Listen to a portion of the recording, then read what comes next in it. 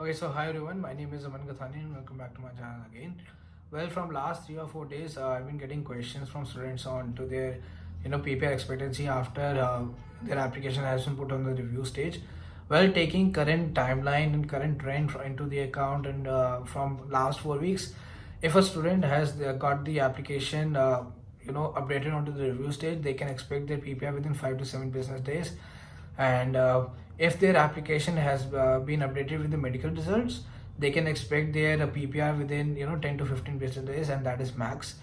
And this assumption is only coming from last 4 weeks trends that we have seen. Now coming on to the next part of this video, which would be the current trend that we are seeing.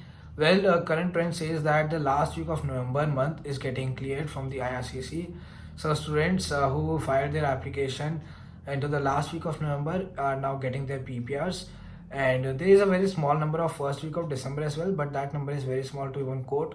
So majority of the PPRs that it's been received by the students are coming from last week of November. So yeah, third part of this video is on to the refusals.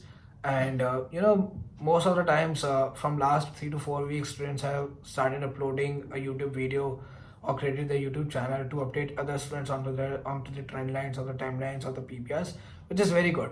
But most of them actually miss the refusal cases as well, because if 90 to 95% is the approval rate, 5% is also there to be counted, and that 5% is actually the refusal cases. Students who got their AIPs also even got the refusals, and it is so disheartening for them, because at times you really don't know whether you should reapply it and take a chance again, or you should fall back and take your previous job, or just do your the previous thing that you were doing while before applying this for Canada Study Permit application. Well, I know it's very hard, it's very tough to to hold on to your nerves and stop being emotional and actually being very strong. But my request is that please do not lose your hopes. Work onto your file over again. Try to look into the reason of the refusal by applying CAPES notes. क्योंकि जो आपको वो one liner statement देते हैं, that is actually the category of your refusal, that is not the real reason आपको keeps note से ही पता चलता है. So do apply for keeps notes, and वहाँ से आपको आपका रिफ्यूज़ल का रीज़न पता चलता है with a good description. So please students keeps notes apply करें, and then they can work on to their file over again.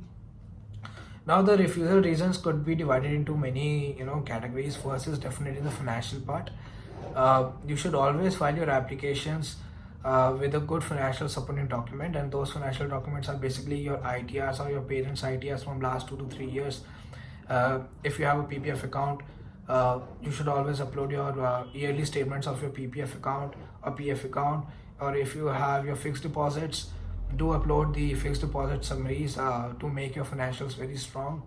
If you have got a property on your name, do upload the property papers and all the supporting documents to make your case a bona fide student case, and also uh, to build up your home connections very strong while submitting your applications. So please do take care of financial reasons of refusals before reapplying it or before applying your study permit application for any country. The second reason of the refusal is the wrong documents or the fake documents. And most of the many agents are there into the market who convince the students by saying that, oh, if you have got a gap after education, we can cover it up, and we can cover it up with a document, but that document is actually a fake document. So please do not fall into those pitfalls.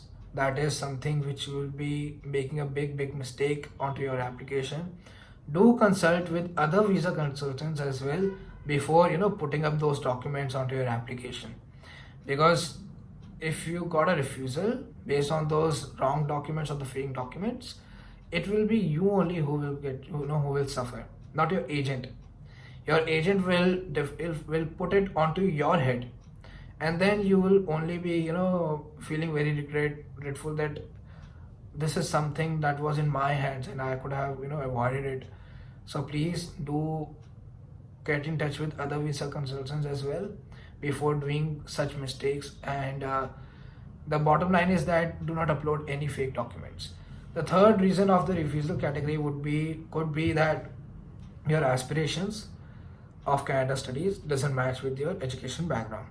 So taking an example that if a student did the graduation in pharmacy or nursing and their aspiration that they are having is of MBA, now this aspiration is actually not matching with their education background because this MBA is coming from management of the commerce stream and could be engineering but with the work experience, but primarily it's coming from the commerce background or management background.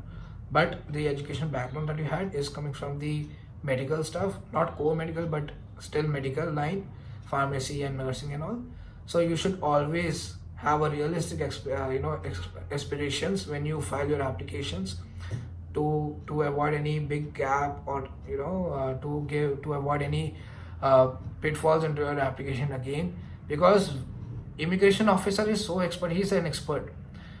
Those immigration officer experts catch this thing in a fraction of seconds. That why is there's a big gap that I am seeing coming from his education background and his aspirations without any relevant work experience. So please take care of your aspirations and your education background before filing your application. Again, I will say get in touch with other visa consultants as well to get all the advice and the suggestions. Maybe जो आपके agent हो शायद अच्छे से advice ना कर पा रहे हो उस चीज़ में, और अदर कंसल्टेंट्स आपको शायद अच्छे से एडवाइस कर पाएँ और वो आपको बोलें कि आप यूनिवर्सिटीज़ को थोड़ा सा डाउनग्रेड करो, रियलिस्टिक एस्पिरेशंस रखो और उन यूनिवर्सिटीज़ में आप उसी कोर्सेज में उसी के ही मास्टर्स में अप्लाई करो जिसमें आपका prospects of getting the PPR is high. So please do work on it and do work on it before filing your applications. The third refusal reason is your SOPs basically. Many students don't actually work onto their SOPs, or their agent doesn't work onto their SOPs. They don't put up a structured, well structured SOP that could actually create an impression in front of the immigration officer is that here is this experience, here is his education background, his aspirations, what is exactly is he trying to achieve, or what will be his next 5-year plan in terms of his career and personal life after doing this degree, or after doing this 1-year program or 2-year program. So please do structure your SOP, because SOP is the only thing in which you are actually indirectly communicating to the immigration officer. Since there is no direct contact, your SOP is indirectly communicating all your thoughts, experiences, aspirations to the immigration officer. So please do work onto your SOP. And if you are not satisfied with your agent, get in touch with other visa consultants as well. Get help from other students who are there in Canada. They can definitely guide you. They can give you good referrals of the visa consultants. But do not take any risk onto your application, because this is your career. If you put your career on the line without any taking precautionary measures and without any having a proper plan, it might bite you in the back after 2 or 3 months once you get the refusal. So please do work on these these reasons that I have given you: financials, your SOP, your aspirations, and the documents that you will be uploading onto your application. Now the biggest suggestion or the advice that I can give you after getting a refusal is that just don't lose your hopes. Life always gives you a second chance, and work on that refusal. Try to get into the loophole reason of that refusal. Cover it up by giving good, genuine documents, working onto it with other visa consultants, making your aspirations very realistic. Get into their reason by applying for CAPES notes. And if you have done your homework after refusal, I'm sure that you will get an approval within 2 to 3 months, no doubt about it.